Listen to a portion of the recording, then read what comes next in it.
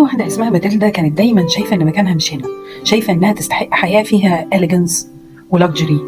بس هي وجوزها كانوا عايشين حياة بسيطة جدا. وفي يوم جوزها رجع البيت ومعاه دعوة لحفلة كبيرة في الوزارة. قالت له هروح ازاي؟ ده انا حتى ما عنديش جولري تليق بالمكان. جوزها ضحى وجاب لها فستان جميل، وراحت هي استلفت عقد رائع من صاحبتها الغنية. في الحفلة كانت راديانت والناس كلها كانت باصة عليها، وكانت حاسة انها اخيرا بقت ادمايرد. لما رجعت ماتيلدا البيت لقت العقد ضاع. دورت عليه في كل حته مش لاقيه خالص. حست ان حياتها وقفت. هي وجوزها باعوا كل حاجه، استلفوا وقعدوا سنين يسددوا ديون علشان يشتروا نفس العقد بالظبط ويرجعوه لصاحبتها.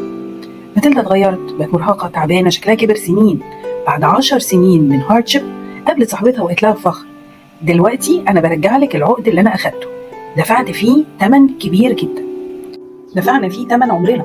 صاحبتها ردت بدهشه: العقد ده اصلا كان ايميتيشن، ده كان قيمته بسيطه جدا. ساعات بنقعد نتعب نفسنا ونجري ونكتشف في الاخر ان احنا ضيعنا عمرنا في سراب. لو عجبكم الفيديو اعملوا سبسكرايب علشان تتعلموا تاني الانجليش وتتعرفوا اكتر على قصص من الادب العالمي.